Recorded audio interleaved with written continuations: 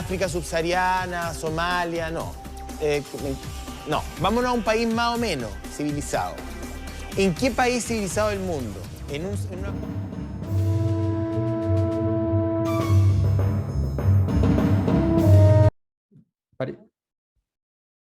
Parecía que no, pero sí. Vamos de Piñera porno a Boris trans. ¿O no? Estamos pensando Weón, en la... absolutamente. El buen Estamos- título, pero completo. Listo. Ya está el título del Está podcast. listo el título. Entonces ¿Tú cachai terminemos el Pero, podcast. lo que pero yo lo valdría que estoy la- pensando en el próximo libro de Alberto. Po. Eso, de el eso es lo que valor estamos hablando. del titulaje de Macari en Estados Unidos, lo que costaría eso, así como lo llamarían, necesitamos un título, así como le costarían $10.000 por un título. Definitivamente. Completamente, bueno. Pero bueno, estamos en Chile. Hay que explicar los títulos acá. Perdón, Perdón si no quisimos ofender a ninguna comunidad. perdón, disculpe, claro. No. Sí. O sea, hay que explicárselo a la gente incluso a la gente que confía en uno. Sí, o sea, partiendo por eso, pues si ese es el problema. ¿Pero por qué? Si recién lleva 2 meses y medio. ¿Por qué? Macari siempre fue facho, lo supe. Quiroga Pero- está cegado por el Pero rojo. hoy día soy más gobernista que nadie. Yo encuentro.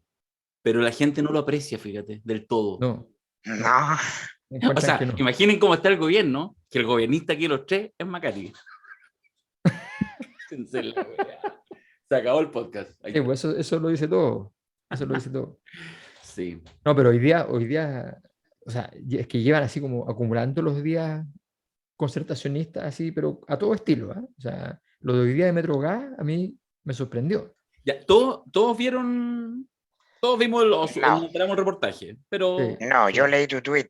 Ahí me enteré que había algo de Matamala con Un Oye, Metrogas. drogas. pero ¿tú cachai quién me respondió el tweet? ¿Quién? El Francisco Javier Leturia, mi amigo personal. Por eso los tengo a los dos en Twitter. Presidente, que da lo mismo que sea tu amigo personal, con todo respeto, digamos, pero que es presidente del Consejo para la Transparencia. Yo tuiteo y digo, en un afán, reconozcámoslo acá en este espacio íntimo, en un afán preelectoralista, donde digo que si la nueva constitución, lo sostengo, si la nueva constitución logra en el proceso, en las próximas semanas, meses, enganchar y decir, mira, este instrumento, esta arquitectura, este mundo ideológico que se instala, va a impedir, va a generar las condiciones, bueno, pero eso no dice mi Twitter, es más rápido, logra conectar con webs como la de Metrogas. Exacto. Eso puede ser una gran cosa para la prueba, ¿ya? Entonces, ya algunos me responden, me dicen, eso no son las leyes, no la constitución, ay, bueno, ya no importa. Pero Leturia, que yo no sé si lo conozco, yo creo que lo ubico, porque no sé si tuvimos al mismo tiempo en la Católica, yo no sé. Bueno, pero presidente del Consejo para la Transparencia, que para los efectos, me responde el tweet, entonces, y me dice, puta, no lo tengo aquí para ponerlo, pero me plantea una cuestión así como, no, si echa la ley, echa la trampa, jamás van a poder pillar, no sé. El presidente del Consejo para la Transparencia, por el amor de Dios, sí, pero no sé si amaneció deprimido hoy día en la mañana, pero dijo así como estamos cagados. No, pero la Leturia tiene un diagnóstico muy realista de cómo funciona el país. Ya, de su cultura más que nada, entonces uno podría estar de acuerdo con los dos. Sí, evidentemente se muestra que en la Constitución hay un interés por evitar la colusión y todos los chanchullos de áreas de la economía que están concentrados, que están en manos de pocos intereses, sería, como tú dices, un éxito.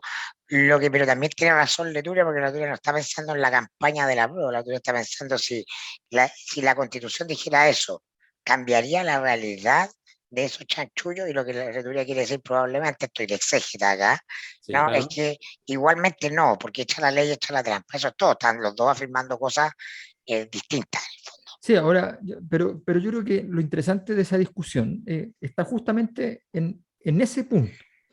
O sea, ahí está compartido. Ahí está la teoría. Amigo, no hay barreras contra la mala fe y la trampa y la astucia. ¡Wow! No hay barreras. La trampa sin barreras. La película destacada, desgraciadamente nunca, por lo que pareciera que su frase, usted está inconscientemente trabajando para el rechazo como tantísimos otros. Uy, pero se fue.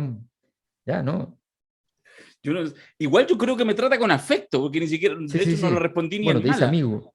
amigo. Sí, y yo cuando me dicen amigo, lo creo. Te podría decir socio. Socéate.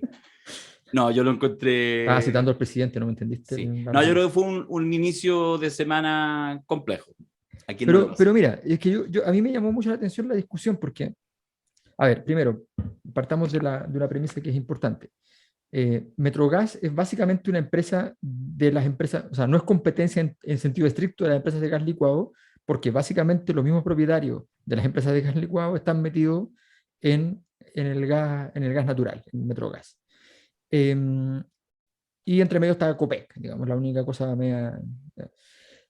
Y luego, en segundo lugar, lo que hacen es un esquema donde hay una empresa que está regulada, que es la empresa que distribuye a los hogares.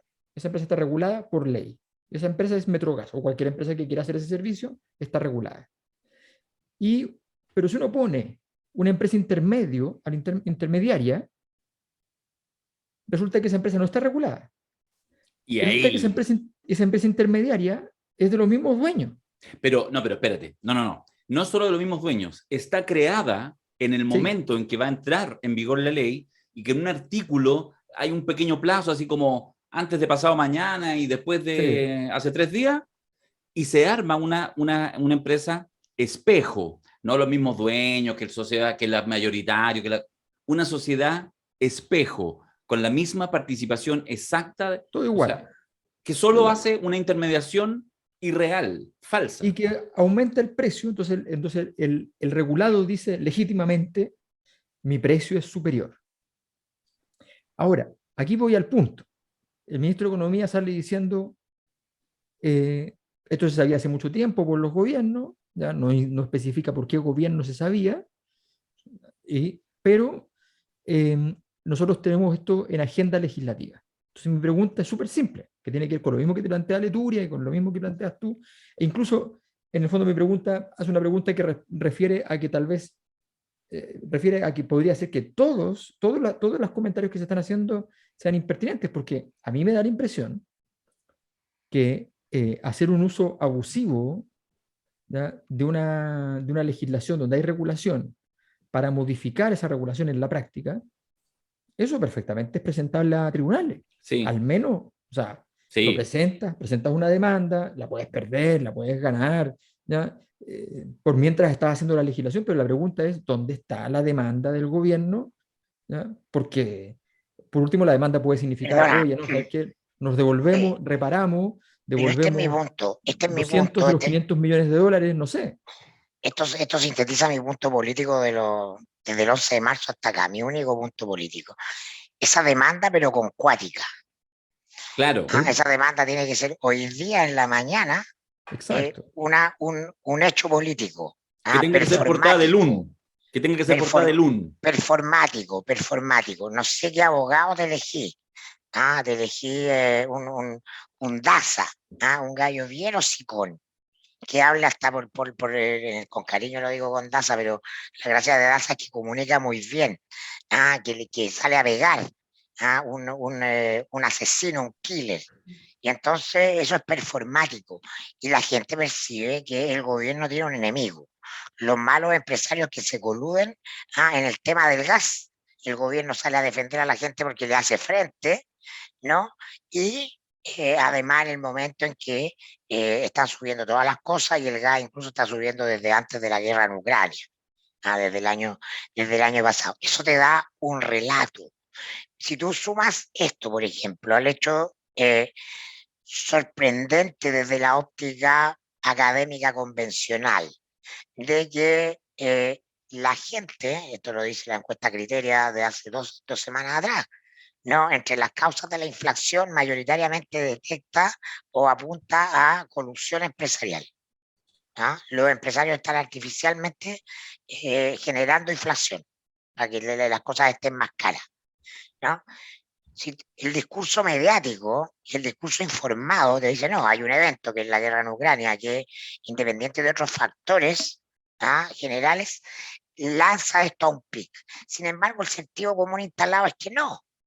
Pese a que la televisión se lo dice hasta la saciedad, de que la causa última y más fundamental de el alza ahora es lo de Ucrania, la gente sigue pensando que son los empresarios. Ahí hay una oportunidad para usar la mano izquierda, pues.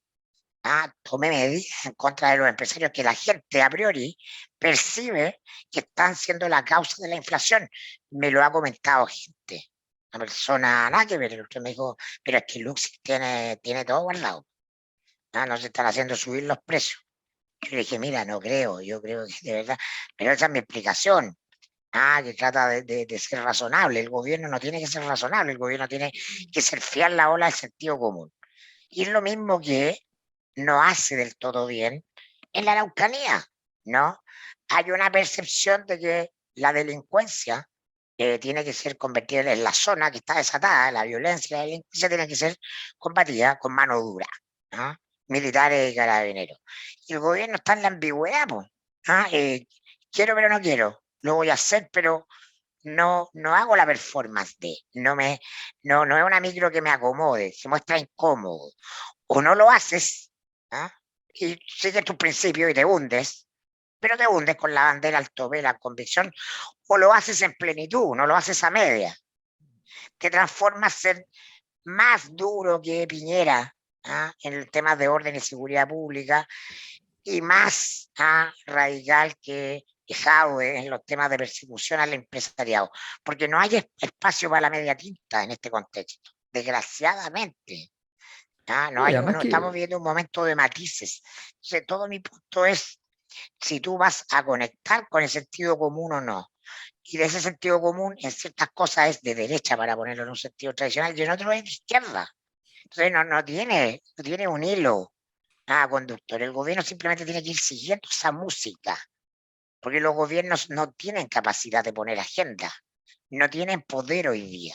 La política institucional no tiene poder. ¿Dónde está el poder? Está en los matinales y en las encuestas. Esa mezcla es la que genera la música, el tono en el cual se está bailando. Y la inteligencia política, la verdadera inteligencia política, la cuneta política, es comprender ese dato de realidad, no luchar contra él, usarlo a tu favor. Sí, de hecho, tú acabas de decir algo importante, que es la cuneta política. La cuneta política no necesariamente significa que la gente venga realmente de la calle, pero sí significa que tienen esa capacidad de entender. O sea, un gobierno, voy a decir por primera vez en no sé cuántos años, un elogio a Manuel José Osandón. Un gobierno imposible, pero un gobierno de Manuel José Osandón habría atacado. No habría tenido ninguna duda en atacar. Porque entiende que se juega, y en este caso es inexplicable, porque estás hundiéndote con la Araucanía, con la bandera de la Araucanía a tope, diciendo este es el tema más importante del país. Y tienes la oportunidad de volver al tema que fue el más importante del país durante todo el ciclo en el cual tú te configuraste, que fue el tema de eso que se llamó el lucro. El abuso de poder con fines económicos, el abuso de usar triquiñuelas legales, eventualmente necesariamente antiéticas y eventualmente ilegales, para poder obtener una ganancia que es desproporcionada respecto a las prestaciones que tú estás dando. Eso es exactamente lo que ocurre aquí. Estamos hablando de aumentos de precio de más del 12%. O sea, lo menos que se encontró fue un aumento del 12%. Es una cosa bien sorprendente. O sea, y obviamente hay herramientas legales, y que es obvio, en cualquier marco jurídico ustedes van a encontrar herramientas legales para una cosa así.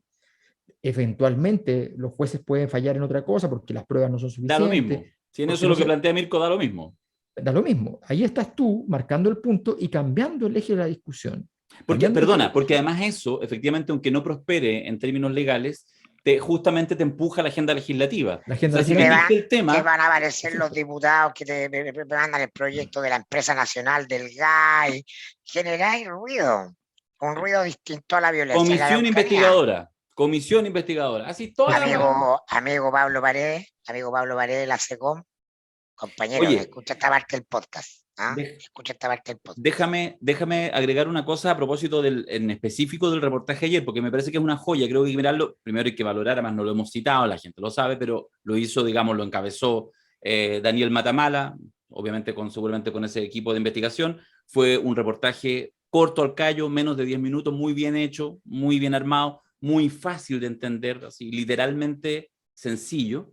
Y ¿sabéis qué? Aparecían 3 ministros o exministros en la nota. Tú lo viste, Alberto, así que seguramente aparecía Máximo Pacheco, que fue el que más apareció, Sí. ministro de la Sazón, Llovet, ministro de Energía después de Piñera, y Claudio Huepe, ministro ahora de Energía. Actual. Y las 3 es muy interesante. Pacheco era así, porque además era el espíritu concertacionista. Era así como, oye, sí, Pacheco es bueno, tiene peso, tiene otro tonelaje, pero en el fondo igual, la weá, no sé cómo, pero sí, no, en realidad no, esto es una vergüenza, pero, pucha, ¿cómo? Era explicando, ¿ya? En el caso de Huepe, Pacheco que llamaba a la radio La Clave cuando era ministro, el directísimo de la campaña de Lago, ¿ya? generalísimo de la campaña de Lago, para preguntar por qué tienen a Mirko Macari, ¿En serio? que habla todos los días contra Lago, claro. ¿Eso decía un Máximo? No lo puedo Llamaban creer. a la radio La Clave para que me sacaran. No lo puedo creer de él. No. Bueno, yo he compartido solo algunos almuerzos. Es un tipo muy jovial, pero... No, muy, muy simpático, encantador. Sí. Bueno, Claudio me lo Huepe, encontraba en la ópera siempre. viste, cada uno en lo suyo. Yo me lo encontraba en almuerzos en Calama. Tú te lo encontrabas en la ópera y Mirko Macari tenía que escuchar de Sabía de él que estaba llamando por teléfono. Claudio Huepe, ministro actual, tibio, pero tibio. Yo no sé si estaba sin dormir, si estaba cansado. De hecho, algunos ahí en Twitterlandia lo han planteado, porque hace un par de horas, desde que estamos grabando ahora el podcast, ya salió Camila Vallejo con una declaración bastante más durita, con una primera vocería, que efectivamente va en la dirección un poco de lo que planteaba el Mirko. No sé si sea parte de una estrategia, pero plantea lo inaceptable. Son un par de adjetivos, digamos, para tratar de dimensionar el tamaño del animal. Huepe ayer, insisto, no sé si lo pillaron volando bajo, pero así en fondo reconociendo, sí, todo legal, muy bajo. Y Llovet, cagado de la risa. Yo no sé si tú lo viste, Alberto, y la gente que nos está escuchando. Véanlo, por favor, porque es como que, oh, sí, y es legal. O sea, te juro que le faltó mucho para decir, qué grande la gente de Metrogas, weón, unos verdaderos, weón, hijos del sistema. A mí, de verdad, me impresionó cómo develó. Ese es un ministro que viene de una estirpe sí. sabia. Sí. Oye, perdona, y solo por mi parte, para cerrar el tema Metrogas, yo quiero reivindicar el autobombo del tuit. No, pero lo que yo digo, y se lo planteo también, porque pueden no estar de acuerdo, es que yo creo que en ese tipo de temas, no implica que a veces resulten, yo creo que ahí tiene que haber, ahí donde hay que ir a buscar, de alguna manera, lo que señala Mirko, más allá del gobierno, del mundo apruebista, pensando que eso es lo que nos va a mover la aguja en estos próximos meses. Estuve en un carrete el día sábado y casi nos agarramos chachazos con el tema, es decir, ya empieza a meterse en las discusiones de living, de carrete, de asado, el tema del apruebo, digamos, del tema del plebiscito y todas las distintas variantes y salidas. Pero yo creo que ahí, en ese maná, volver a los temas fundacionales que generaron además el estallido social. No hay para qué mencionar el estallido social, lo hago ahora, pero no hay para qué mencionarlo para hablar lo que ahí estaba, que era la lógica del abuso. Esa era la palabra clave, el abuso, ¿qué había contra el abuso? Porque si además no resuelves ese problema, no sirve nada. Entras en la etapa de resolverlo, tienes a la puerta la siguiente degradación o la misma degradación, la forma estallido o cualquier otra forma de degradación o populismo que radicalizaría el escenario de crisis. Sí. Ahora, ojo con esto, insisto en esto, el todo legal no significa que sea legal. Esto es bien importante. Entonces, por eso es tan importante que el gobierno efectivamente recurra, ¿ya? Todo legal. El todo legal no significa que sea legal. Cuando alguien arma un esquema todo legal, eventualmente está violentando el interés explícito del legislador. Y eso, a nivel de apelación y sobre todo en Corte Suprema, importa. Entonces, claro, tú vas a perder en primera instancia, qué sé yo, vas a ir, pero vas a llegar a Corte Suprema donde se va a tratar de evaluar el interés explícito del legislador. El legislador quería regular el precio de un bien de necesidad pública. Y lo que fue modificado es un precio de un bien de necesidad pública. Por tanto, está clarísimo que hay un problema asociado.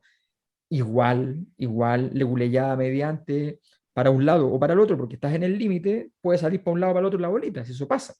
Pero estás en una posición en la cual la presentación del recurso y y el acto político de recordar la tradición, ¿ya?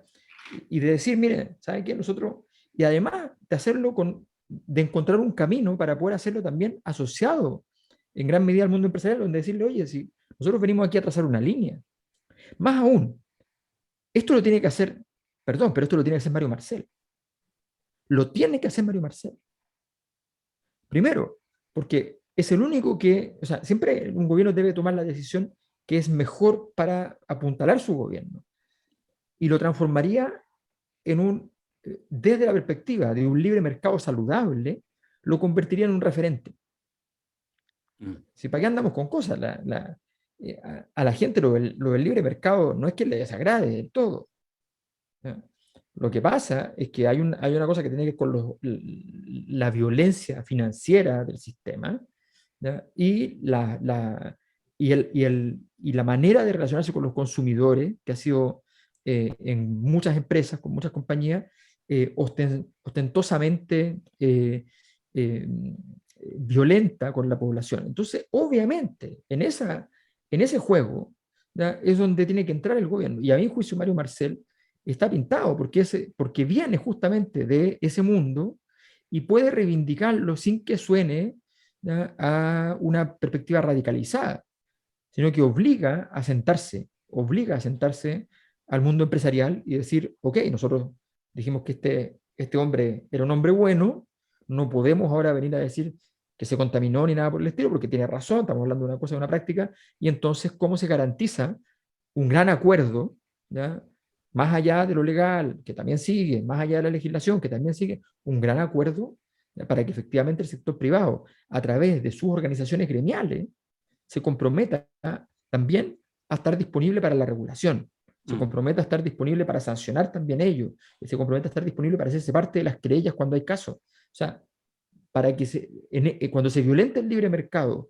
y las regulaciones que se establecieron para satisfacerlo, entonces se ponga en el lugar correcto de la historia y esté de acuerdo. Creo que esa construcción de un aparato político asociado a este tema es la clave. La pregunta es por qué nuevamente tenemos la desgracia de que un gobierno, ¿ya?, trata de esquivar el bulto y no meterse en el cuento. ¿Empezamos el podcast? Yo creo, ¿no? Debo decir que no llegó el audio de Jaime Dabañino. ¿En serio?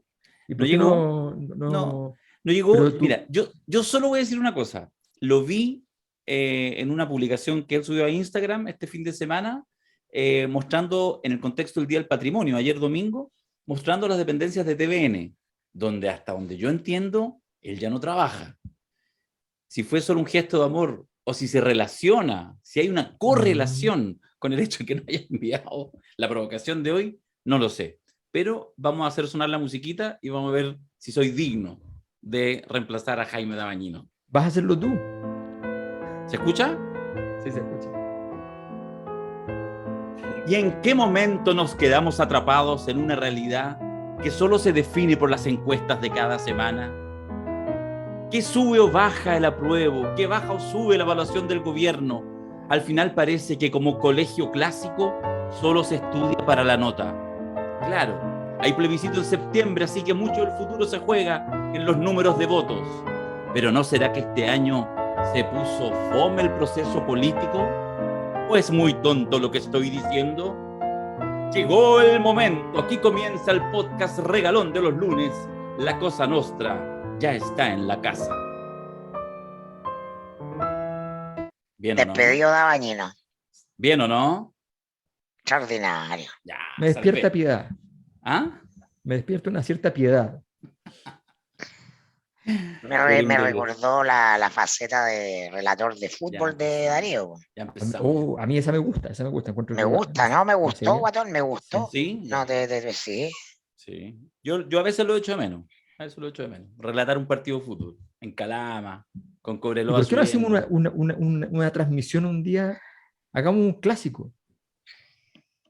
Y un partido de Y fútbol tú lo de verdad. relatáis. Transmite, relata Darío, comenta Mayor, y yo qué hago.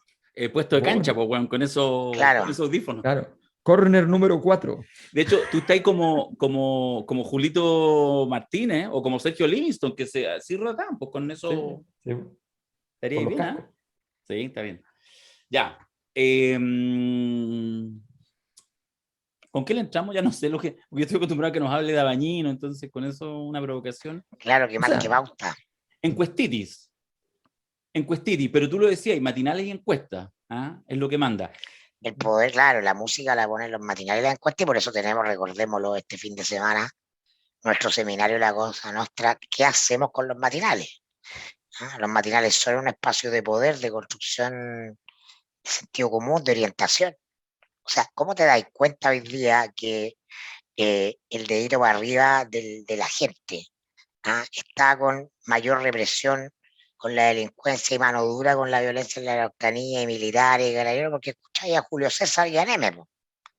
Basta me basta con escucharlo a ellos para cachar que ya cambió la dirección del viento, porque ellos no se pueden equivocar. ¿Ah? Ellos no pueden ser de nicho, porque su negocio es la masividad. Tienen que conectar con el sentido común. No están para el timeline de Twitter de los amigos. Entonces, cuando tú decís, ya, cuando veía a Julio César, el episodio de la muerte del señor de la Forestal, ¿cómo se llama? Catrileo. Catril. Catril, claro. Segundo Catril. Bueno, segundo Catril, oye, no, pero ¿cómo? ¿Hasta cuándo? ¿Pero por qué lo...? ¿Qué más tiene que pasar? En esos comentarios, tú vais viendo cómo se va configurando el nuevo inconsciente colectivo. Y la capacidad de conectar con ese inconsciente colectivo es la diferencia entre ganar o perder en el juego de lo público, a menos que tu negocio sea de nicho. Claro, si la presidenta de Convergencia Social sale a respaldar el despliegue de los militares, está perdiendo su negocio porque ella es de un boliche chiquitito, po. Está en la tribu. Son 120 pelagatos que tienen un cartel de no más torturadores ni violadores de derechos humanos. Está en su negocio, entonces es tomar distancia de eso. Pero los gobiernos gobiernan para todo el país. Y por lo tanto los matinales son el mejor termómetro para comprender hacia dónde va, hacia dónde tiene que ir el discurso. Bueno, claro, y en ese sentido me quedé pegado con el tema de la necesidad, porque en el fondo es doble, es dialéctica, es de interpretar lo que está y hacer síntesis para liderar, porque en el fondo también ponen temas. Entonces esa como retroalimentación donde tú no sabes, porque además muchas veces tú criticas los matinales, la tele en genérico, los matinales específicamente, por dar ciertas cosas, entonces como que moldean la opinión pública, pero por otra parte son pura reproducción de lo que ya está instalado. Yo creo que ese juego... Pero para mí son un termómetro. No me interesa el matinal en sí mismo, me interesa como termómetro de la realidad. Los matinales son los nuevos noticieros. Por lo tanto, construyen la agenda. Si tú no percibes que en los comentarios del notero y de los conductores, respecto a que una carabinera hoy día repelió, una carabinera civil repele un asalto de un camión ahí en la 5 Norte, en Santiago, y hay un aplauso cerrado para la acción de la carabinera, no estáis comprendiendo la conformación del nuevo etos psicológico. Que la gente en este minuto no está por castigar y sancionar a carabineros. No es que en el mediano y largo plazo no haya que hacer una reforma. Ni se nos olvidemos de todos los problemas que han habido. No, pero en el corto plazo, ¿no? Hay un problema y Carabineros es parte de esa solución. Más bien dicho, el sentido común, y es un problema porque hay que hacerlo bien, no te instala que los carabineros tienen que ser parte de la solución del problema de la delincuencia hoy día. No te dice, no, pero usted no me va a solucionar nada hasta que, si primero es la reforma carabinero y después vemos qué hacemos con los portonazos y con el narco y todo. Hay un tema de timing. Es un partido corto, es un partido es rápido. No se alcanza a proyectar una estrategia, es un juego, a ver, no sé qué deporte tiene velocidad. O sea, es que yo creo que es como cualquier deporte donde la probabilidad de que te hagan, de hacer o que te hagan goles es muy elevada. O sea, que si te llenan la canasta literalmente en el básquetbol en el primer cuarto, después ya remontar se pone muy complicado. Entonces, es lógico. Lo que yo echo de menos es que, bueno, hay dos variables fundamentales. Una es cuál es tu plan de mediano o largo plazo, y en segundo lugar, cuál es tu plan de corto plazo con el cual sostienes, mejoras marginalmente, pero que todavía es hacer lo mismo, pero de la mejor manera posible, ¿no? Y el otro es hacer una cosa distinta, más un poco de lo mismo, que siempre lo vas a tener que hacer. Entonces, ese es el esquema general que obviamente se va a ocupar en cualquier situación de esta. La pregunta que queda es si acaso existe esa cosa general posterior, ¿ya? Porque da la impresión de que no se ve por ninguna parte. Y en segundo lugar, si se está haciendo razonablemente bien este trabajo en la línea más corta, de sobrellevar la situación. Da la impresión de que recién se está empezando a armar una estructura que permite sobrellevar lo corto, pero ya el daño que esto ha significado para el gobierno es muy grande. O sea, todavía, estas semanas, por ejemplo, no han sido semanas particularmente malas para el gobierno, y sin embargo sigue bajando. Sigue bajando según qué, bueno, según la mayoría de las encuestas. Si no, no se trata de que nosotros estamos viendo el conjunto de encuestas. Vamos a hacer nosotros nuestra encuesta ahora, y vamos a ver también qué nos aparece. Pero es evidente que el gobierno todavía sigue pagando costos por los problemas, los errores, y sobre todo por permanecer en el eje, que es un eje que es obvio donde ganar el partido es muy difícil. O sea, el eje de que el gobierno de Gabriel Boric va a crecer porque resolvió el tema de la Araucanía es utópico. Bueno, pero de acuerdo, pero justamente lo que estáis planteando, llevémoslo al tema de seguridad, que es lo que nos fluye, que eso es interesante porque nos fluye sin ni siquiera ponernos de acuerdo. Si hablamos de los problemas del gobierno, es seguridad, en su variante ciudadana, portonazo, ataque, armas, etcétera, en su variante nortina, crisis migratoria, o en su variante sureña, que es Gualmapu y el problema de la Araucanía. O sea, porque eso es como las tres patas, digamos, del mismo animal. Yo solo comentar, y lo quiero comentar, quiero hacer el rebote, quiero entregar una opinión y quiero abrir la conversación con ustedes con respecto, por ejemplo, a lo que hoy día pasa, justamente porque no es gran noticia. ¿Qué pasa hoy? Que ya se anuncia que el gobierno va entiendo que se vota en los próximos días, para, ¿cómo se dice? Actualizar, cuando se hace por segunda vez el estado de excepción en la Araucanía. Renovar. Me costó la palabra renovación. Son ahí algunas cosas atávicas de uno ya con los años. Entonces, el tema es que no es tema, ¿ya? De hecho, la discusión más bien era si se transformaba en un estado de excepción completo a lo Piñera o solo en las rutas principales, que es un matiz ya, pero sí pequeñito, bien pequeñito. Ya no es tema, pero ¿sabéis qué? Yo quería comentar respecto a eso mismo, que hay una cosa que me parece que son movimientos subterráneos, y estoy de acuerdo que en este minuto no es relevante, porque está en una discusión que es más angustiante que esa, que es poder responder al establishment de medios, de los grandes poderes y de finalmente la construcción de opinión pública. Pero que hay una cosa también con el tema de la Araucanía, que yo creo que puede ser un tema problemático con el paso del tiempo, y que es esa desafección total con un vasto mundo mapuche urbano frente amplista. Mira, lo enfoco en una persona, para ponerle nombre. Como es lo que pasa, por ejemplo, con Pedro Cayuqueo, que además tiene, digamos que no es cualquier tipo, tiene un peso específico, escribe libros que ve harta gente, y ha sido permanentemente uno de los referentes para la construcción del Frente Amplio, muy cercano, etcétera. Entiendo incluso bien cercano a Revolución Democrática. Sácame el error, Alberto. Sí, ¿cierto? No, sí. Militante o muy cercano, digamos, a ese mundo. Cercano, yo creo que no milita. Ya. ¿Cachai? Que ahí hay una cosa heavy, porque en el fondo Cayuqueo, por ejemplo, plantea su crítica radical al tema. De hecho, ahora lo planteaba, tuiteaba de nuevo, más de lo mismo, etcétera. Pero no es porque uno podría decir, ya, entonces los sectores, como diría Mirko, el rojerío, los sectores más...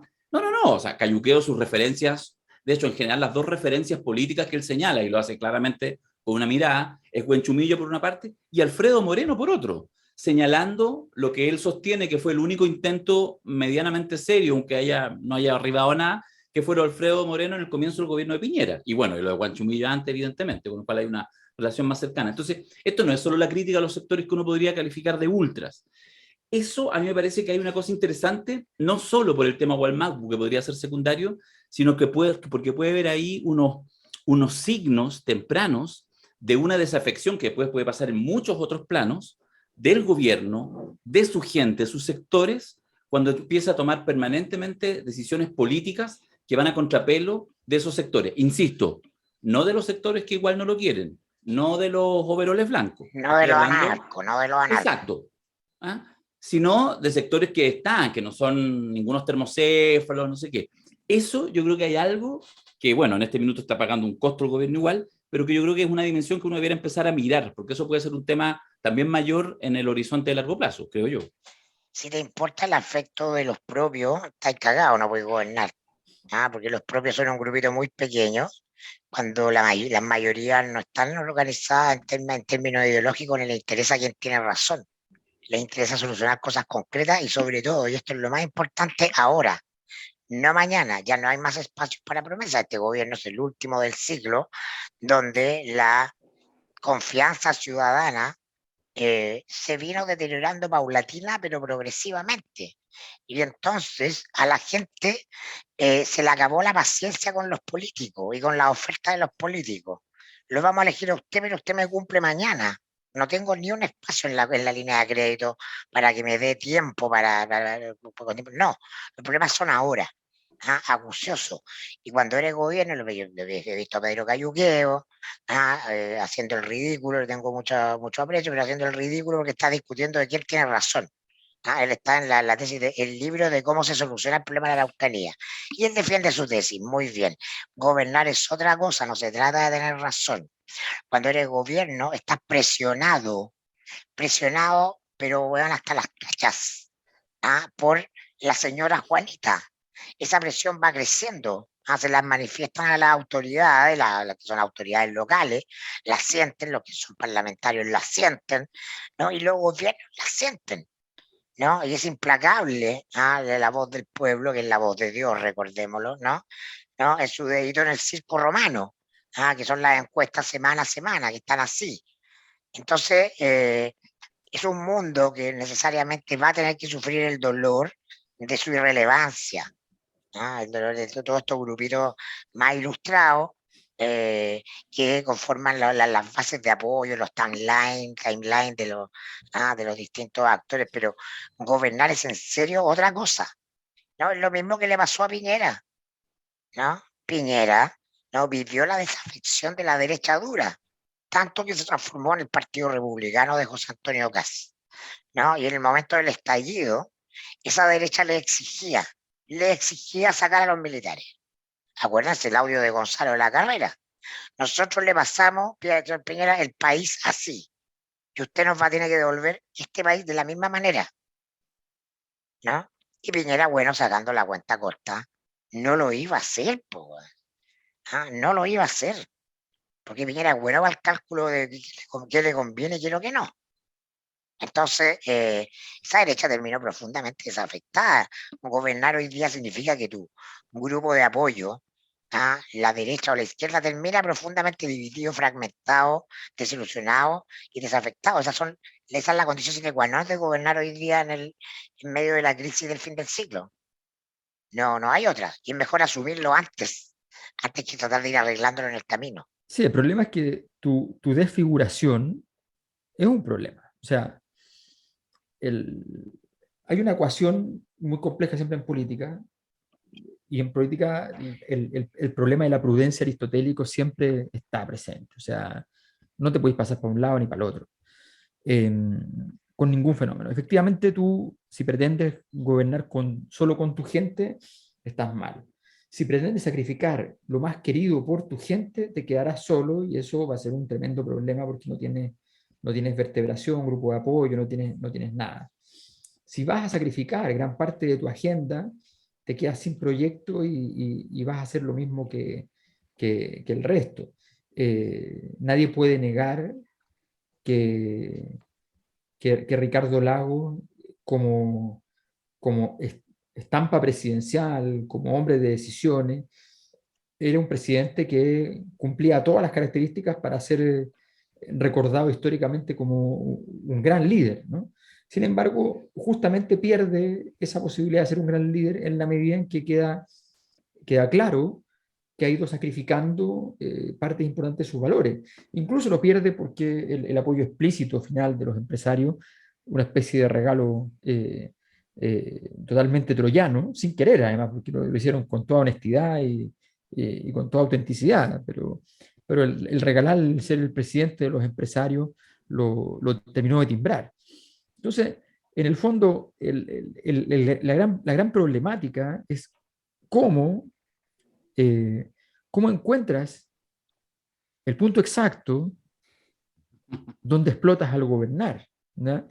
Ese es el punto de fondo, o sea, porque no puede ser que tú estés, por un lado, efectivamente, sacrificando todo por defender todos los valores que tú escribiste en tu programa de gobierno. Eso no tiene sentido porque la realidad no es así, efectivamente, pero tampoco tiene sentido que tú te encuentres en todas las discusiones, en un momento determinado, todas las discusiones importantes, estás parado en la vereda del frente. Todas. Estás parado al otro lado. No te puede pasar porque tú ya hiciste ese aprendizaje, ya lo configuraste. O sea, cuando el movimiento estudiantil partió en abril del 2011, el movimiento estudiantil estaba en contra de la educación gratuita. ¿Ya? Nicolás Grau decía que era regresivo. La demanda era arancel diferenciado. Arancel diferenciado, lo mismo que la derecha, estaban de acuerdo. No, la derecha no está de acuerdo. La derecha estaba con arancel diferenciado, lo que pasa es que el sistema que tenían era mejor que arancel diferenciado, pero cuando les ponían presión decían arancel diferenciado. ¿Ya? Puestos en la cuestión, decían arancel diferenciado. Entonces, y la izquierda extrema estaba en arancel diferenciado porque lo otro era regresivo, era darle plata a los ricos. 2 meses después están con educación gratuita y cambia el clima completamente porque te pusiste en una idea, fuerza que tiene un cambio en el sentido común. Entonces, si tú no eres capaz de enfrentarte en alguna medida al sentido común, tampoco eres gobierno. O sea, un gobierno de impugnación tiene que enfrentarse en algún sentido al sentido común. Obviamente, no puedes demostrar, por ejemplo, debilidad, ¿ya? Variable clave. Y por tanto, en aquellos elementos donde se pueda demostrar debilidad, si tienes que hacer lo mismo que se ha hecho siempre, tendrás que hacerlo. Yo en ese sentido estoy completamente de acuerdo. Y hacerlo sin complejo. Claro, pero justamente tu desafío, a ver, esto siempre yo lo enseño cuando enseño los cursos sobre teoría crítica, siempre explico esta parte. La persona que se quiere dedicar a la teoría crítica, que se quiere dedicar a una visión crítica del mundo, tiene que manejar lo de la perspectiva convencional y tradicional y además la teoría crítica. Si tú manejas la teoría crítica y no sabes lo otro, entonces no sirves. O sea, tienes que ser mucho más sofisticado, mucho más complejo, muy distinto al otro. El otro tiene que ser el 1.0, tú tienes que ser el 2.0, pero el 2.0 incluye el 1.0. Para ser Picasso y cuestionar todos los paradigmas, bueno, necesitas primero ser capaz de hacer lo mismo que hacían los otros. Era capaz de hacer lo que hacían los otros, incorporar muchos contenidos nuevos, distintos y formas de percibir diferentes. Perfecto. Esa es la fórmula. Pero lo que no te puede pasar es que te quedes corto y al final tu forma de ser distinto es que eres como la versión charcha de lo mismo. Eso no puede pasar. No estoy diciendo que eso haya ocurrido en sentido estricto. Sí. Estoy diciendo que está ese riesgo sobre la mesa. El árbitro de lo que hay que hacer es la gente. Es como nunca, porque el lago todavía gobernaba en una época en que las mediaciones y las instituciones generaban distancia entre la base y el gobernante. Hoy día esa distancia no existe. No hay partido, no hay medios, no hay nada, no hay nada, y hay que ir directamente a ser vitoreado o abuchado por la muchedumbre, ¿no? Eso es, y entonces esa es la gracia del peronismo, ¿no? Y por eso hasta el día de hoy hay peronismo de izquierda y peronismo de derecha.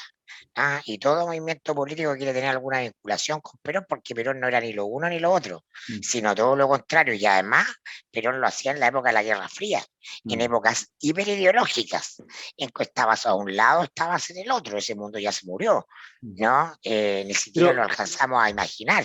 Entonces, es súper simple. Hay que hacer lo que la gente percibe que hay que hacer.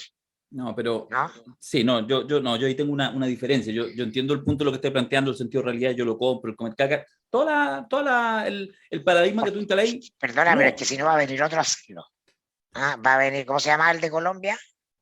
¿El de ahora? El de ahora, Rodolfo Hernández. Rodolfo Hernández. Próximo presidente de Colombia. Compadre, se viene Parisi. Próximo No va a presidente ganar de la Colombia. derecha, no va a ganar la derecha después de... Tuve hasta las 3 de la Boric. mañana, tuve hasta las 3 de la mañana analizando los resultados de Colombia, weón, de los 31 departamentos y la weá, para ver por dónde, y salvo Se que nos suceda una cosa congeló, así Darío, como... no le Estuve hasta las 3 de la podemos... mañana revisando los No, resultados. no podemos ¿Que me quedé obligarlo pegado? a que haga la introducción, Pegadísimo. sí. Ya, hasta las 3 de la mañana y... No, viendo Netflix. No, bueno, hasta las 3 de la mañana mirando los resultados departamento por departamento para ver si a mi amigo personal, no es amigo personal, lo quiero mucho, Gustavo Petro le alcanza, y el 40% que sacó en primera vuelta, le pasó el peor de los fenómenos. Pasó el que no tenía que pasar, po. El populista que es de ultraderecha, pero que recién aparece en el escenario, el Parisi, y por lo tanto efectivamente la derecha se le va a cuadrar completo y la verdad que está muy Sí, pero difícil. tiene la alternativa de que pase un poco lo que pasó con Boric, que aumente la votación. Sí. Dios quiera, como dicen los cristianos. Oye, pero solo para pasar el punto, yo quiero hacer el contrapunto, porque lo de la gente, está bien, insisto, me compro la tesis completa, estoy de acuerdo, de verdad estoy de acuerdo, pero yo creo que hay una sutileza, incluso si uno mira, porque yo creo que lo vamos a hacer permanentemente, si uno siempre está mirando 30 años para atrás, pues, si en el fondo la emergencia de esta generación tiene muchos elementos análogos, no similares, análogos en época, en la época que tuvimos al final de la dictadura. Y entonces cuando tú miras a la Concertación, que hizo estos mismos costos, pero logró mantener a su gente, no solo mantener a los dirigentes, hasta las bases estaban, había elementos simbólicos, había pasado hace poco la dictadura, entonces igual teníamos el cuadro de Allende, pero igual trabajamos haciendo política neoliberal, ¿qué importa? Se empezaron a dar cuenta como 5 años después que parece que en realidad seguían haciendo la misma política económica del régimen militar, pero ya no importaba tanto, porque igual era distinto, estábamos peleando para legalizar el divorcio, para legalizar, o sea, había toda una agenda incluso valórica que con eso ya bastaba. Bueno, todo eso, ojo, porque hablamos de cayuqueo, pero insisto, el tema podría ser cualquiera y podrían ser estos personajes que puede ser que pueden eventualmente representar una apertura que no tiene que ver con que algunos se van a descolgar del viaje, sino que te vas a quedar sin tu base, sin tus elementos y con una salvedad que es súper clave, que esta es una generación sub-35. A esta generación le quedan 30, 40 años de política. Entonces, así, y estoy jubilándolo a los 70, que no tendría por qué ser, digamos, 65. Se acaban 70. de suicidar 4 empresarios. Entonces, lo que yo digo es que a mí me parece, también no es blanco-negro, pero a mí me parece que hay algunas señales, algunas alertas tempranas, pongámoslo en esos términos, que yo creo que van a tener que empezar a visualizar. Porque, ¿Crees insisto, que puede gobernar y salir incólume? No has entendido nada de lo que se trata la política. Es que no es incólume. La pregunta es que termines con nada. ¿Cachai? O sea, que termines sin tu 25, porque bien sabemos, cuando tú decís la gente, la pulsión, la opinión pública, que eso da lo mismo, se van a votar por París, van a votar por ti, van a votar por esto. No, Guatón, lo hablamos tantas veces esta weá el año pasado. Bueno, ¿qué tiene que hacer el gobierno en el tema de la Araucanía? Esta es la discusión hueona, retórica, de el tipo de estado de excepción. ¿Estado de excepción acotado o estado de excepción en forma, como dirían los viejos historiadores conservadores? Weón, ni lo uno ni lo otro. Consulta ciudadana en la Araucanía. Lo que tienes que hacer es sacar la discusión del ámbito de la retórica política. Porque si el día de mañana el gobierno dice vamos a publicar estado de excepción completo, otros sectores van a decir estado de sitio. Porque la lógica de la política es binaria. Si tú dices A, yo voy a decir Z, y lo voy a plantear como un conflicto. Entonces, el tiempo que vivimos es un tiempo, ¿no?, en que tienes que legitimar tus decisiones y hacerlas pasar por decisiones mayoritarias. Si a la gente se le puede ir a la Araucanía, ¿por qué el ciudadano de la Araucanía no puede decidir qué tipo de estado de excepción quiere? Y en 30 días tiene un plebiscito. Se le ponen los 2 estados de excepción y ningún estado de excepción, y estado de sitio. Y el gobierno simplemente tiene que implementar lo que la gente decida. Hay que entrar a una democracia participativa, porque claramente sabemos que va a ganar el estado de excepción, pero el gobierno dice yo no lo decidí, lo decidió la gente. ¿Alguien en mi coalición está en contra de que la gente decida? ¿Por qué la decisión sobre lo que ocurre en la Araucanía la tengo que tomar en Santiago? Y el ciudadano de la Araucanía que vive, ese tipo de recursos deberían estar sobre la mesa en este gobierno. Porque el diagnóstico que se han destruido las mediaciones, entonces la política ya no representa y por eso después vienen las crisis, las desilusiones, ¿no? Y los momentos de desorientación, del amor al odio, del odio al amor, los instrumentos del tablero del avión loco, para allá y para acá, porque estamos en medio de eso. La manera de reconectar a la política es a través de mecanismos participativos. ¿No? Y te olvidaste una consulta, la consulta legalmente hoy día no es vinculante, no se puede hacer principios vinculantes, pero el gobierno dice, lo que se decida yo me comprometo a adoptarlo. No, y si le dais fondo al asunto, porque tú lo decís casi como para salir del paso, pero además podéis darle cierta profundidad, porque lo empezáis a un incorporar. relato y decir, mira, nosotros estamos de acuerdo en que todavía no se haga estado de excepción. Genial, el gobierno pierde la consulta, pero ¿por qué? Pero después aparece implementando, lo que es lo que hizo de manera magistral Lavín, cuando hizo la consulta sobre la piscina en el intercomunal. Perdió, pero ganó. ¿Por qué pudo ser candidato? ¿Por qué pudo ser candidato tanto rato? Porque, weón, muchos ciudadanos de Chile vieron cómo Lavín proponía poner una piscina donde podía venir el gallo de Maipú a bañarse a Las Condes. Y claro, en Las Condes pierde la propuesta. Pero el gallo de Maipú, el de Chihuayante, el de Cabancha, dijo, este gallo me gusta, está preguntando. Este miércoles hay discurso presidencial, hay cuenta pública, ¿ya? Ante el Congreso Pleno. Miércoles 1 de junio, entiendo que a las 11 de la mañana. Yo insisto, que esto es una ordinariedad, debería ser el 21 de mayo. Esto es... Ahora, los que hicieron ese cambio le achuntaron. ¿Qué es lo que querían? No tener la cagada en todo el paraíso tomado, y los malditos lo consiguieron. Y los del Rogerio estamos enojados. Pero bueno, ya, eso era otro costal, autohueveo. Ojo, que si hubiese habido discurso el 21 de mayo, mira lo que habría pasado este año. ¿Con el pelotudo de la Armada? No, con la estación central. Sí, pues, no, claro, de acuerdo, sí. Bueno, pero es que por eso igual hubo. Sí, por eso igual hubo. Oye, pero ya, lo que quiero decir es que hay discurso presidencial. Siempre es medio ordinario cuando el primer año, porque en el fondo, ¿qué va a avisar? Pero uno podría decir, no hay mucha cuenta, más bien lo que hay es promesas. Pero ha sido tan intenso estos 2 meses y medio, que equivalen en tiempos antiguos, así como en tiempos de Frey o en tiempos de Lago, son como un año y medio. ¿Cierto? De Frey son 3 años. Sí, claro. De Frey son 3 años. Le falta, eso sí, que hubiera ya hecho cambio en algún ministerio relevante, para hacer la analogía con lo que pasó con Germán Correa en su minuto, que duró 6 meses, ¿ya? Como ministro del Interior me refiero.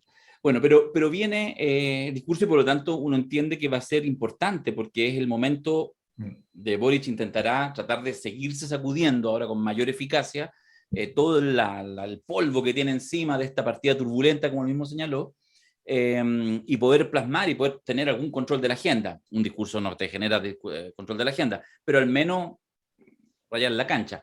No hubo finalmente los cambios que uno podría haber pensado, muchos estaban así, pero de verdad así, con mucha gente de distintos sectores, algunos por conveniencia y otros probablemente porque lo pensaban, planteando la necesidad en la práctica, digámoslo con todas sus letras, del cambio de la ministra del Interior. Eso es básicamente la cabeza que se pide, como para entender. Ya no sucedió. Bueno, salvo que lo haga así como un Bachelet recargado y lo anuncie el 1 de junio en el discurso. Sería épico. Le ganaría a Bachelet con Don Francisco. Toda la gente tiene sus defectos, pero ese defecto no lo tiene Boric. No lo tiene Gabriel, es cierto. Sí.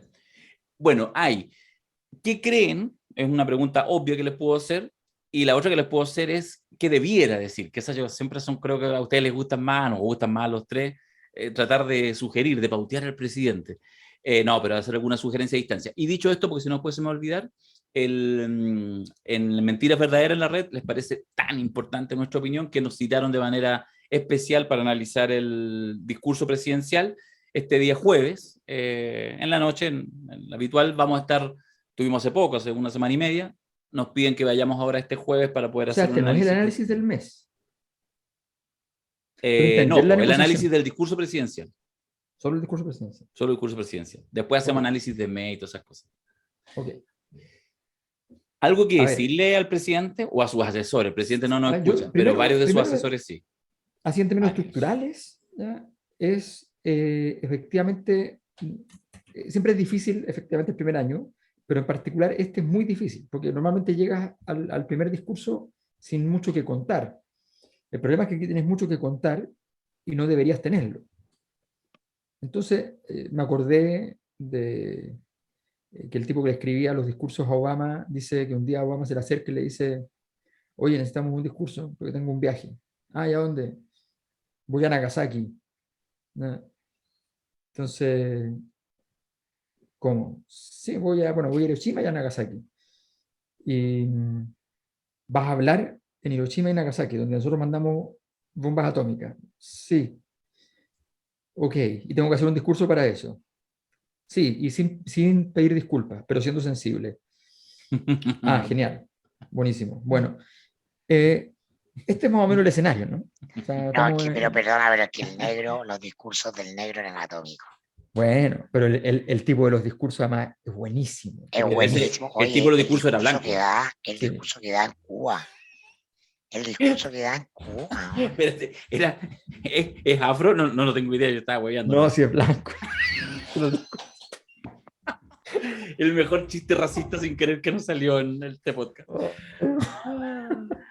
Menos mal que no fue sobre pueblo original, estamos hablando de los gringos de mierda. No, ya, claro, ya pasó, ya pasó. Ya. No, pero sí, efectivamente, o sea, Obama salió del paso sin ningún problema, o sea, sin ningún problema. Pero son esos discursos en los cuales tú tienes problemas para encontrar el contenido, el tono, o sea, un tono épico en este momento no se puede, porque no está en un momento en el cual el gobierno tenga el derecho a darse un tono épico. Y viene de hace 3 meses estar en la épica completa, entonces se te hace complicado. Un tono autocomplaciente no se puede, pero Boric ha excedido el uso de las disculpas, ha excedido el uso de las... Cuando tú excedes el uso de la disculpa, en el fondo estás diciendo que si eres responsable de las cosas que pasaron.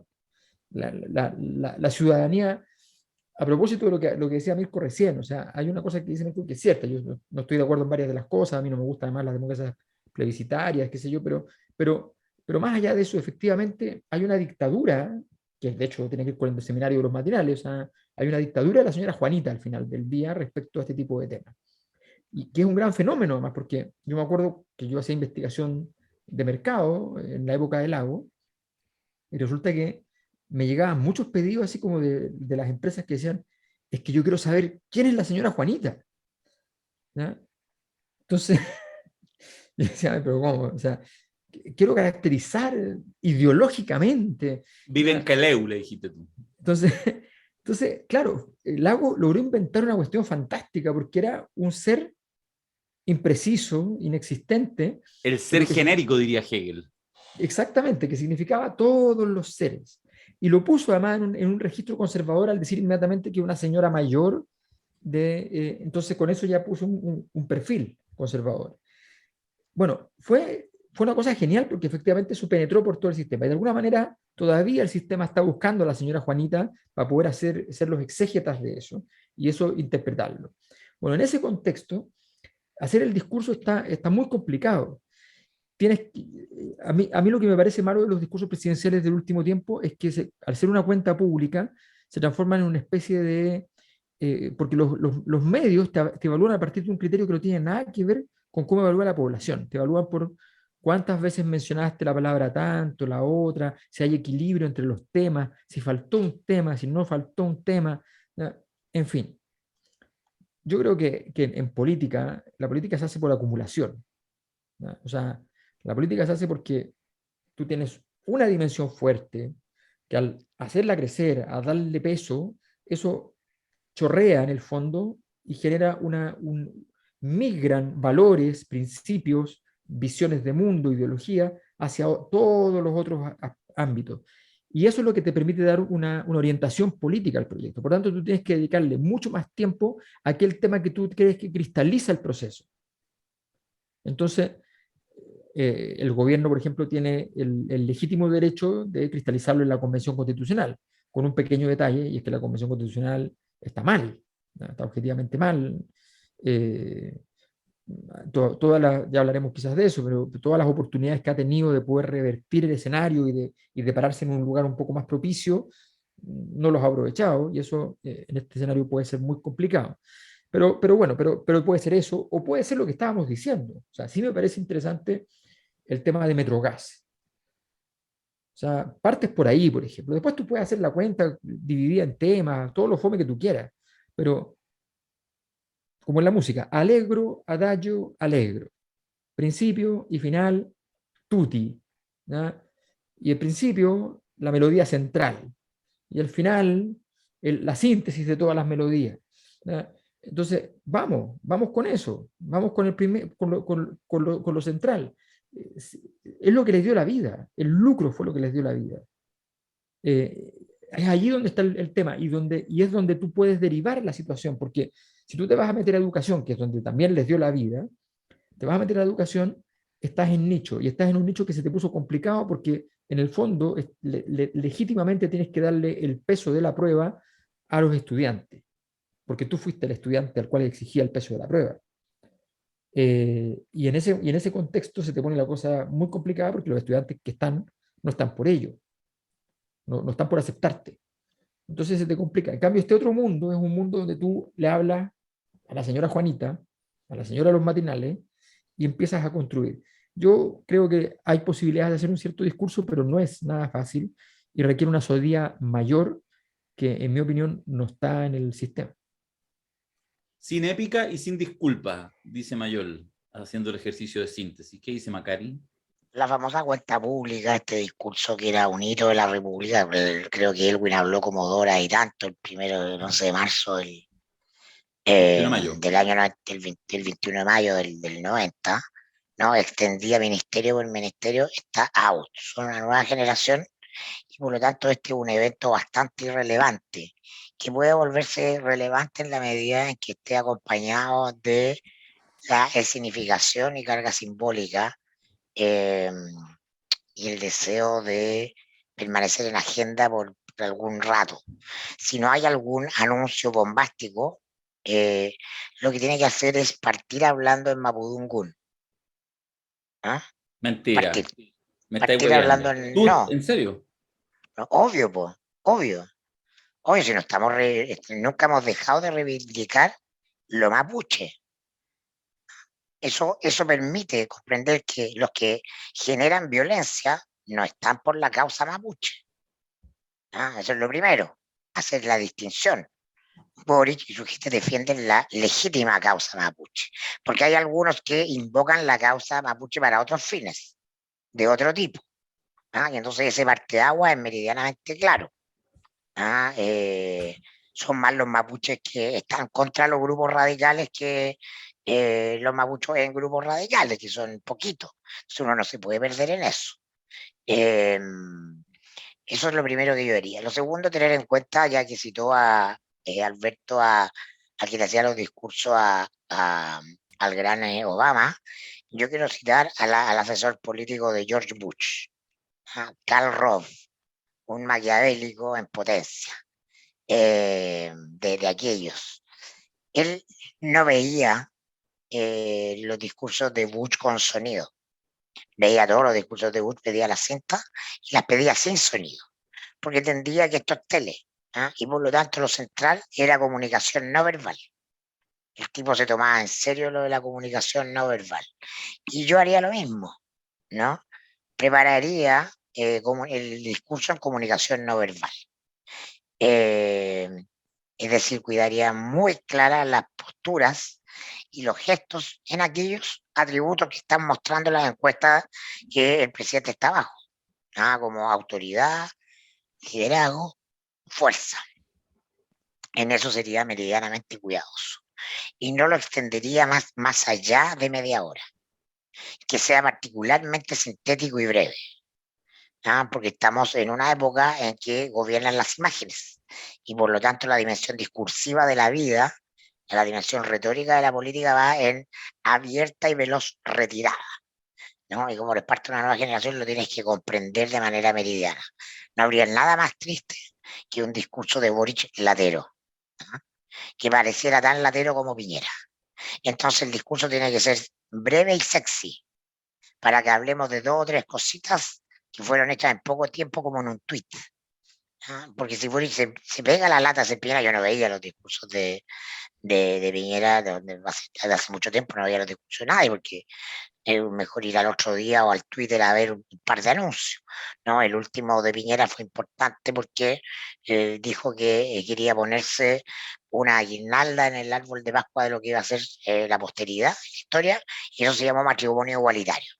Y estuvo dispuesto a quebrar todo lo que le quedaba, que era muy poco, con la derecha, con la UDI, y dinamitó esa relación para siempre, porque dijo: ya, mi gobierno se acabó, no va a haber nada, pero ¿cómo no va a haber nada? Yo quiero algo, matrimonio igualitario.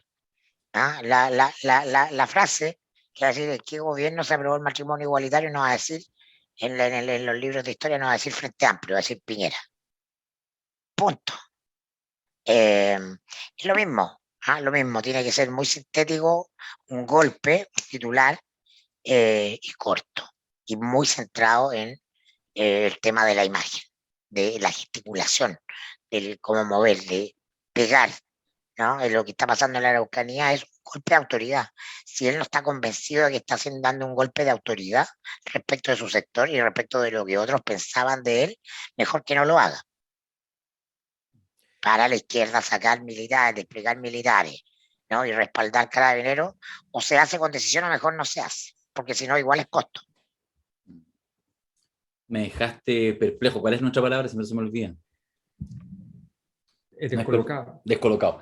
Me dejaste descolocado con lo que parte con Mapuzungún, digamos, como propuesta, entiendo. No puede entregarle, claro, pero si ellos han reivindicado la causa, pues. Yo, Plurimirco. Plurimirco. Sí. Mirco Nacional. Yo hacía algunas cosas que me surgen rápido. No hables de la convención. Yo diría que no hables de la convención, para cuidar la convención. Creo que no. Creo que lo más lejos que esté del gobierno la convención, entendiendo que en los espacios que corresponde sabemos que no es así. Fíjate que, a propósito deja salirme un poco el tema, de la crítica que se ha hecho, fueron hasta la Contraloría, bueno, era obvio, son parte de los guiones más o menos obvios, sobre todo de diputados y diputadas con poca imaginación, con poca imaginación, que van a la Contraloría a cuestionar la campaña del gobierno, etc. ¿Por qué lo hacen? Porque el gobierno, efectivamente, no se ha tirado ni un peo en la convención y sacó una campaña diciendo que el momento es histórico, por lo tanto haciendo harta campaña sin manifestarse por la prueba o por el rechazo. Está perfecto.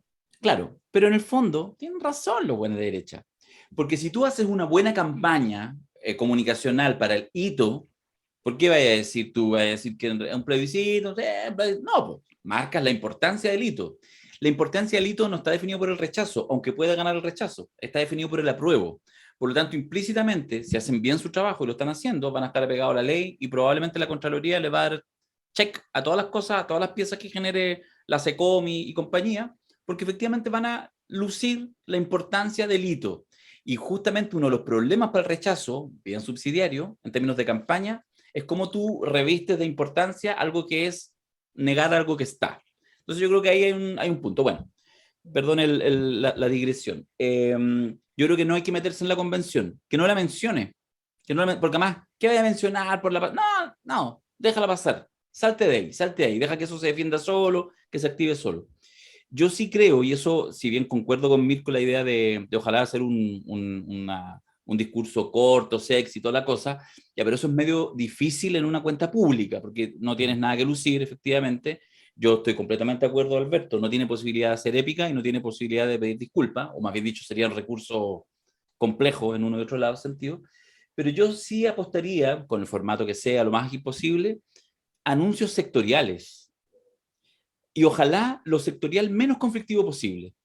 O sea, yo en ese sentido trataría que no diera, y ojalá yo esperaría, tengo la confianza, tengo la esperanza, que en este rato se está preparando 1, 2, 3, no más de 3 anuncios en aquellos temas, pongo para mi juicio el tema que debería ser quizás prioritario en este gobierno, niñez, en sus múltiples formatos, en sus múltiples, pero cosas que sean golpeadoras, y que no implica que no puedan tener crítica, pueden tener, te las van a criticar igual los sectores que tienen que criticártelas, pero que cambien el foco de la discusión, ¿ya? Tendrás que hacer los anuncios en seguridad, tendrás que hacer, pero que tampoco se te vaya la agenda.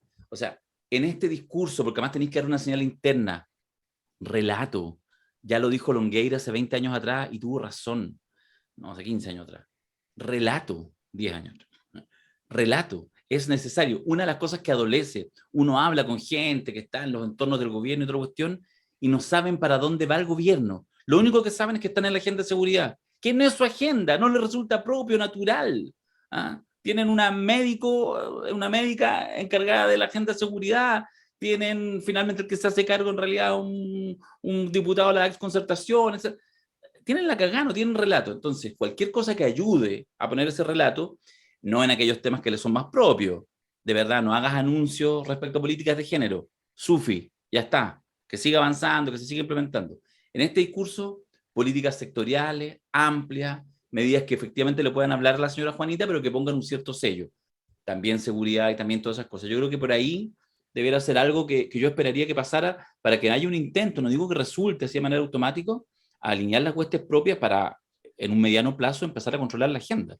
Porque si no, te vaya a pasar estos próximos tiempos mirando como la convención y el apruebo te pasa por el lado, y solo atrás, persiguiendo la agenda de seguridad, tratando en algún minuto de pegarle el palo al gato, cosa que además no va a suceder, porque el tema es un tema mucho más estructural y un gobierno por sí solo no tiene capacidad de verdad domesticar y dominar la agenda de seguridad. Yo creo que para mí es claro. Sí, ¿sabes lo que pasa? Es que sí. Yo creo que hay una...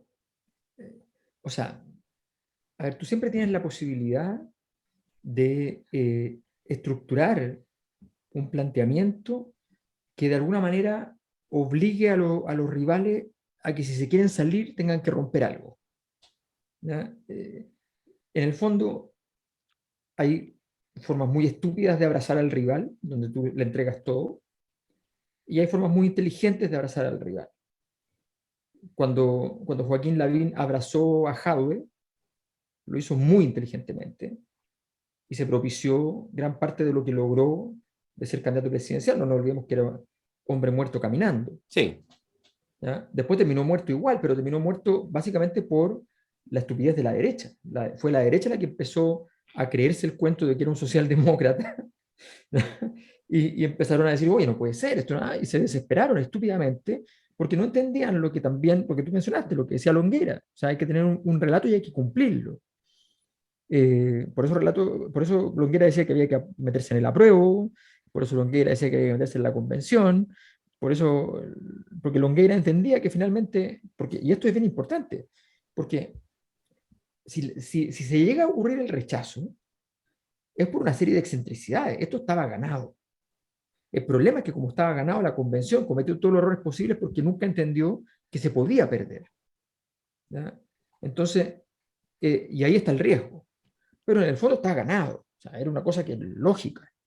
Bueno, dicho esto, entonces el discurso tiene que tener un cierto tono. Yo creo que hay un requerimiento que tiene que hacer Boric, que es explicitar lo que Bachelet conseguía implícitamente. O sea, tiene que pararse adelante. Ya quedó claro que la gente no le da crédito a Boric. Que no le permitió 3 meses de tranquilidad, 5 meses de tranquilidad. Entonces, pero tú puedes pedirlo y puedes decir por qué y explicarlo. Lo que pasó con Mario Marcel es importante de entender. A las personas les pareció muy bien que alguien sostuviera sus ideas hasta el final, aunque estuvieran en desacuerdo con ellos. Y dijo, bueno, por lo menos este gallo cree en algo. ¿Ya? Les damos la oportunidad. Esto es lo mismo. Tienen que decir, yo creo en esto. Yo creo en este proyecto. Si ustedes me dicen, mire, lo que pasa es que aumentó la violencia. Sí, aumentó la violencia. No le voy a tratar de demostrar que no aumentó la violencia. El punto es que viene aumentando hace 3 años. Y viene aumentando así. Ok. No sirve eso. Yo necesito resolver esto. Pero no me lo pida que lo haga en 3 meses. Entendámonos. No me lo pida en 3 meses. Porque no es posible de resolver en 3 meses. Entonces, estos problemas no los resolvió una dictadura con plenos poderes y con los militares en la calle. ¿Ya? No se va a resolver con esa herramienta. Esa herramienta se ocupa en para lo que sirve. Pero tenemos otro conjunto de herramientas. Tienes que ir a buscar y decirle, ¿sabes qué? Hay cosas en las cuales nosotros vamos a trabajar y sabemos que vamos a ir avanzando en un camino adecuado. Pero necesitas construir eso, necesitas construir esa relación en la cual le puedes decir, mire, no me evalúe por mañana. Tiene que hacerlo, está bien, perfecto, yo estoy de acuerdo, pero también conserve en la vista que esto recién comienza.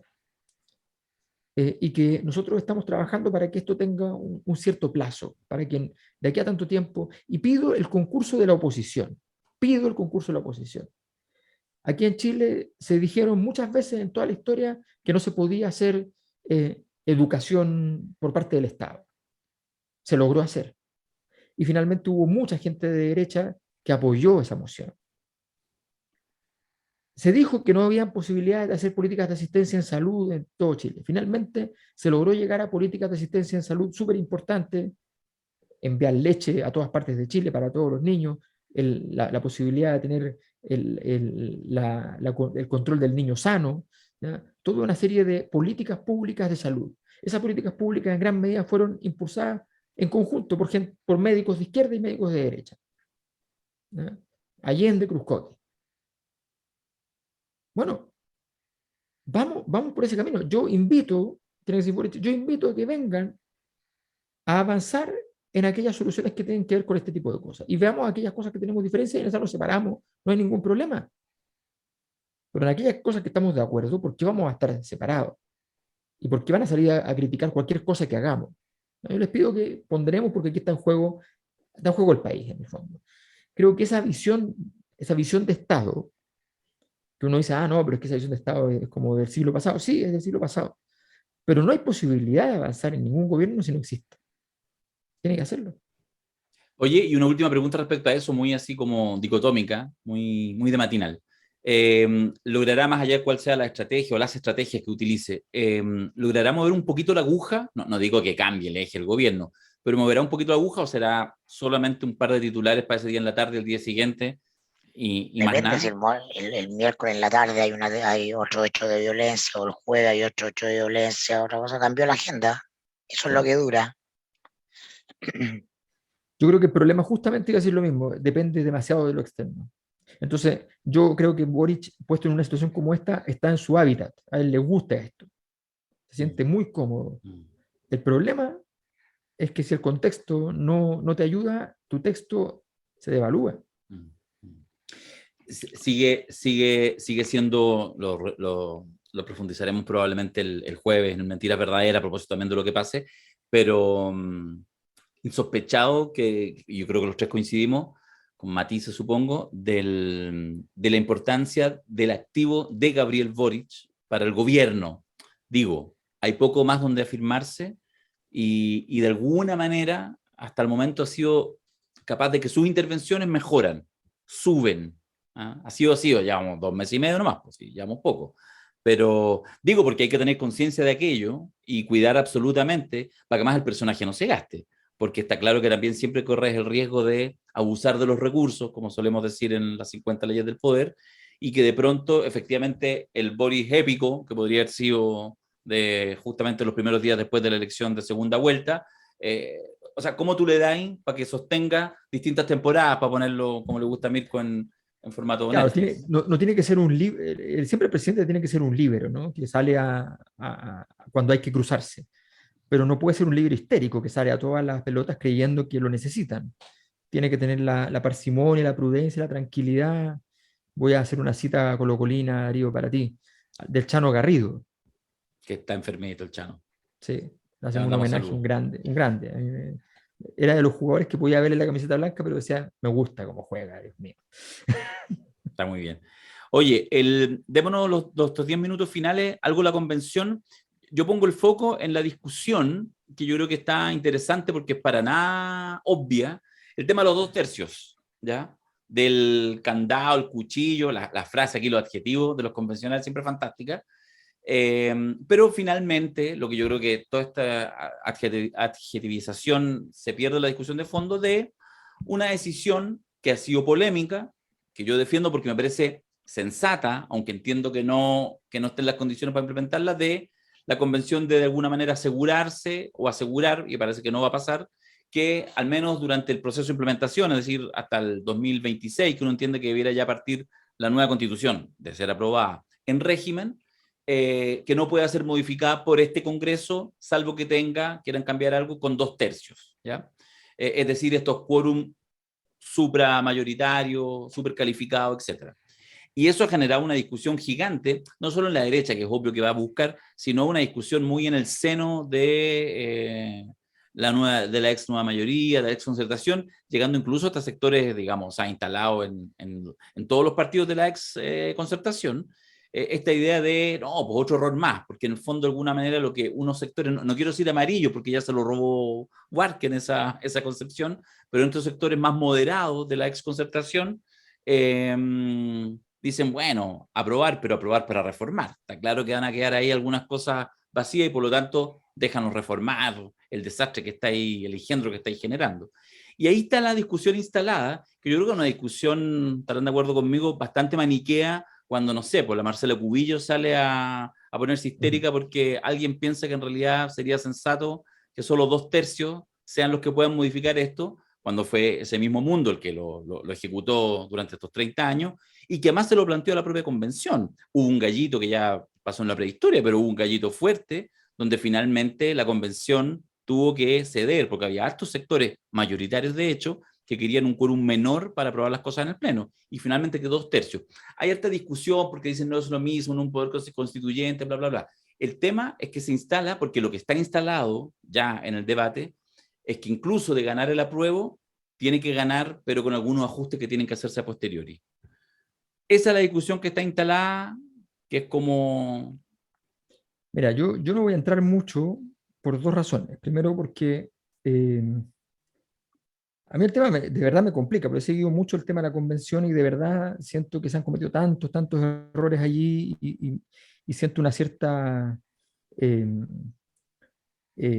incomodidad de base, porque no quiero tampoco que se interpreten mis palabras como alguna clase de moderación respecto a mi posición final. Mi posición final es muy clara. Yo considero que este proceso político y constituyente merece ser aprobado, que obviamente un texto demasiado degradado me habría significado poner en discusión aquello, pero este texto no me pone en discusión aquello. No obstante, considero que tiene muchísimas falencias, muchísimos errores. Y no obstante, me parece que hay gustitos que se han dado en el proceso que son innecesarios. Y no obstante, además, creo que hay errores políticos de gran envergadura que me obligan, y digo esto con mucho dolor porque las veces que lo he hecho me he arrepentido siempre, de alguna manera a mantenerme en una posición de cierta falta de transparencia. No alcanza a ser todavía una deshonestidad intelectual, pero una cierta falta de transparencia de todo lo que pienso del proceso, porque se interpretaría de las maneras que se interpreta habitualmente, ¿ya? Y no me interesa que se interprete de esa manera porque sencillamente hay una diferencia enorme entre mis reparos, ¿ya?, y los del mundo amarillo. Pero evidentemente hay un trozo de un tractor amarillo metafísico que no tiene nada que ver con esa gente, que ha pasado por mi corazón, ¿no? Debo decirlo. Quiero simplemente decir que además me acaba de llegar, no sé si está publicada, no tengo idea, pero en este momento estamos un par de horas antes de que ustedes están viendo el podcast, la declaración pública de Felipe Berríos. Una declaración. Wow, ¿ya? No. Y la leo rápidamente, ¿ya? Porque hace un mes el provincial de la Compañía de Jesús me comunicó que una persona había presentado ante el arzobispado de Santiago una denuncia en mi contra por hechos de connotación sexual que habrían supuestamente ocurrido hace más de 18 años. La denuncia fue presentada solo ante la Iglesia y no ante el Ministerio Público, lo que significa que estoy sometido a un proceso canónico que por regla se debe mantener en estricto secreto. Esto significa que una sola persona elaborará un informe, documento que luego irá al Vaticano, donde una comisión analizará el caso y adoptará una decisión cuyos antecedentes no se divulgarán. Una sola persona. Hoy la opinión pública no sabe de qué se me acusa y tampoco puede hacerse un juicio respecto a la verosimilitud de la denuncia ni a las decisiones que por esta vía se adoptarán. No me parece que los sacerdotes debamos tener justicia especial. Esto es visto con justa razón como un privilegio por el resto de los chilenos. No digo que el proceso canónico sea malo, sino que es insuficiente y desconocido para el común de la gente. Quiero que se me investigue al igual que cualquier ciudadano de este país y para ello y en vista de que la denunciante no ha recurrido a la justicia, hoy ingresé un escrito ante el Ministerio Público solicitando que se inicie una investigación sobre los hechos descritos en la denuncia, así como también respecto a lo publicado en algunos medios de comunicación, que indica que habría otras denuncias las que a la fecha desconozco y no me han sido informadas. He decidido iniciar este trámite a pesar de la exposición que implica un proceso de investigación penal como este. Los hechos que se me imputan en la única denuncia que conozco no son ciertos y aspiro a que se conozca públicamente la verdad. Con ello también quiero tener la posibilidad de poder defenderme ante el Ministerio Público y los tribunales en la forma más transparente posible. Hasta hoy he guardado un riguroso silencio por casi un mes. Lo he hecho con obediencia y respeto por la denunciante. Sin embargo, ya se han publicado en la prensa una serie de datos acerca de este caso, la mayoría de ellos de fuentes no identificadas y se han echado a correr muchos rumores falsos. Por todo esto, no puedo seguir callando. Les debo unas palabras a muchos y muchas personas que me han apoyado, pero en especial a la gente de mi querida Chimba, que no sabe por qué un día me tuve que ir y aún no vuelvo. Espero que de ahora en adelante toda información que se divulgue sea pública, abierta, transparente y sobre todo respetuosa de la verdad. Esa es la declaración pública. Doble o nada. Excelente jugada para contrarrestar el macartismo. Porque en todos estos temas hay una suerte de macartismo, ¿no? Sí. Pueden haber denunciantes anónimos y todo. No es lo mismo que el macarismo, por favor.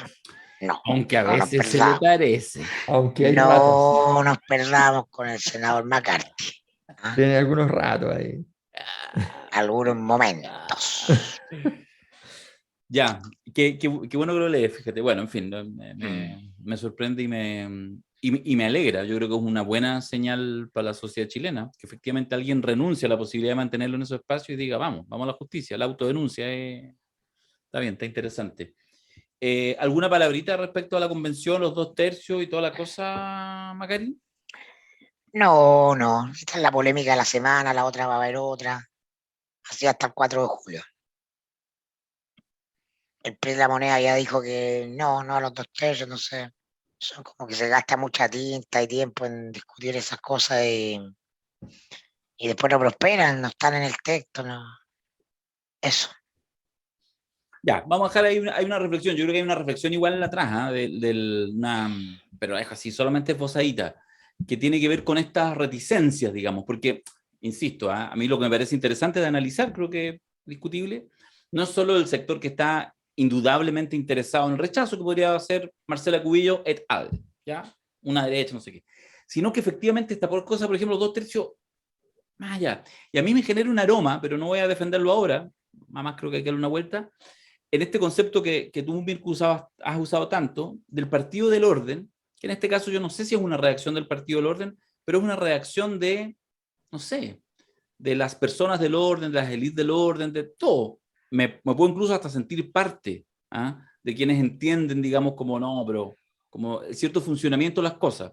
Yo creo que ahí hay una discusión que sobrepasa lo puramente político y que tiene que ver con la entropía en el sistema. Y eso si, la energía, si la energía para cambiarse estas cosas de la Constitución es suficiente, no van a haber 2/3 que lo soporten y caerá lo que tenga que caer, como cayeron las murallas de Constantinopla. Por eso me parece retórica toda la discusión. ¿Qué decías tú, Mayor? ¿Alguna pesadez? No, decía que todos llevamos dentro el lado amarillo del corazón. Sí, sí. Por lo menos en este podcast tenemos que hacernos cargo de eso. Sí. Ahora, nuestro amarillismo no es coherente ni tiene alguna relación con esos otros amarillos. No. Por favor, despójenlo de ese color maravilloso al pelotón. Alguien publicó en una maldad gigante el otro día un poema de Christian Barken, que era una cosa descomunal, horripilante, una cosa así sorprendente. Tanto así que Mirko se paró y se fue. Claro, era una cosa del terror, o sea, yo quedé con una situación, me sentí mal, me descompuse, me descolocó, ¿no? Y no, fue muy impresionante, pero sí, no tenemos nada que ver con eso. Nos podemos ver mucho en los próximos días. Tenemos seminario el 3 y 4 de junio, este viernes y sábado. Partimos el viernes con José Antonio Neme en exclusiva. Ahí Mirko va a llevar la voz cantante, va a estar también Cristian Leporati, va a estar Antonella Esteve. Vamos a hacer nosotros un engendro nuevo que se llama Los Padrinos Awards Faranduleros. Vamos a meternos en la telepolítica. Lo vamos a pasar chancho, viernes y sábado, y el jueves nos pegamos un aperitivo en el Mentiras Verdaderas de la Red, analizando el discurso presidencial. Y pronto les vamos a contar sobre los siguientes seminarios. Pronto. Sí. Y tenemos Rusia-Ucrania, el punto de inflexión, esa es la pregunta que se hace mayor, así que bueno, ustedes lo saben, eso es en la facultad.cl. En la facultad.cl está toda la información del diploma Ucrania-Rusia, punto de inflexión. Que además debo contarles que tenemos una incorporación extra, o sea, como si ya nos estábamos pasando en el presupuesto, nos pasamos más. Sí. Entonces, ahí medimos a Diego Fusaro, que le va a encantar a Macari, porque es como uno de los académicos jóvenes de moda en Europa, en Italia hace rato, y en Europa creciendo bastante. Es un tipo que viene del marxismo, Gramsci, qué sé yo, pero es neofascista. ¿Ya? Y es uno de los expertos internacionales respecto a la filosofía de Alexander Dugin, que es uno de los que inspira el gobierno de Putin en este último periodo y en esta guerra en particular, con su visión de la geopolítica. Entonces nos va a permitir tener un acceso a una mirada, ¿ya?, que viene de otro borde. Es un personaje muy, muy interesante, así que hacemos con eso, completamos el marco, porque tenemos gente muy pro OTAN por un lado, tenemos gente muy en contra, otra gente que es más bien indiferente, con perspectivas críticas, así que está muy completo.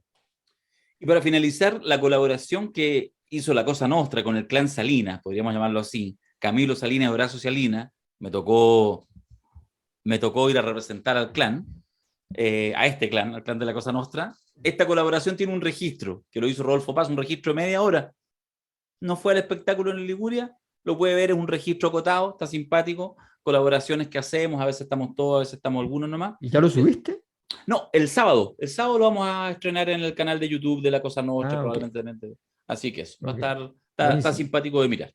Eso, así que muchas gracias, Camilo Salinas. Lo siempre veré, no tanto por ti. No, pues obviamente, uno ahí, bandejero nomás como siempre.